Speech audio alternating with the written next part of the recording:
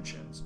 We have had a mind programming exercise called the War on Drugs for the last 40 years, which has been designed to create an internal enemy in our societies and convince people that there are these evil, wicked groups who are doing these terrible, sinful things, smoking these drugs and doing this and that. And there's a very dark image has been created around it, and people get very upset irrationally about this whole issue.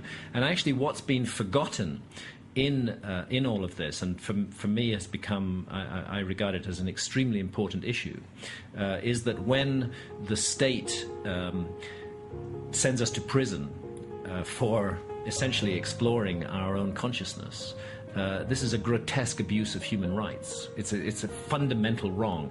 If I, as an adult, am not, sovereign over my own consciousness, then I'm absolutely not sovereign over anything.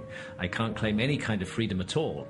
And what has happened over the last 40 or 50 years under the disguise of the war on drugs is that we have been persuaded to hand over the keys of our consciousness to the state. The most precious, the most intimate, the most sapient part of ourselves, the state now has the keys. And furthermore, they've persuaded us that that's in our interests. This is a very dangerous situation.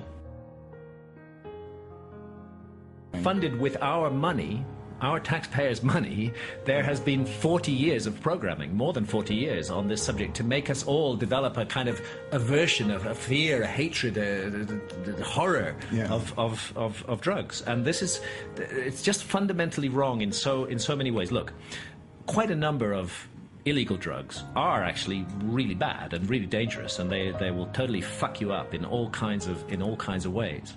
But I believe that the sovereignty of the adult over his or her own body and his or her own mind trumps everything else. Sure. And we must have the right to make our mistakes. Yes. We already have laws in our society for punishing bad behavior.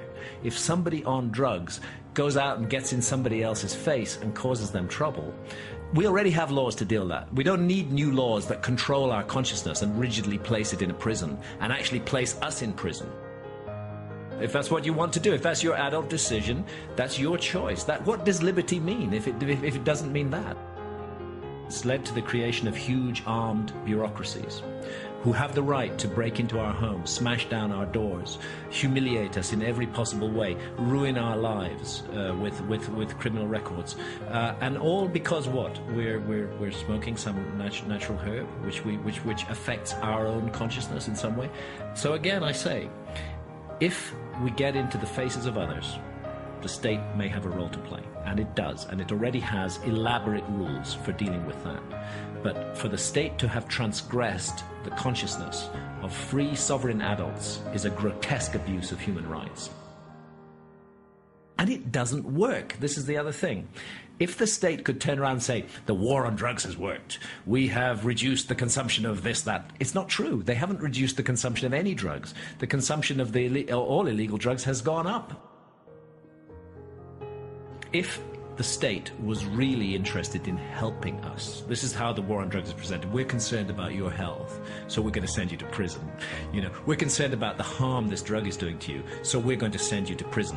What's more harmful, the harm the drug is doing or being sent to prison? It seems to me pretty obvious that the being sent to prison is a much more harmful thing that's being done. If the state was really concerned about harm, then the solution is not to criminalize people for taking drugs. The solution is to present them with very good information which they believe. Part of the problem is that the state has become to be regarded as so corrupt that any message emanating from the state about drugs is not believed anymore, completely disbelieved.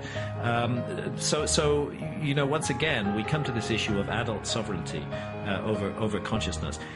And our right also to make mistakes with our own body if we do that. That's what I believe we're here on this earth to learn and to grow and to develop. And we have to have adult responsibility to do that.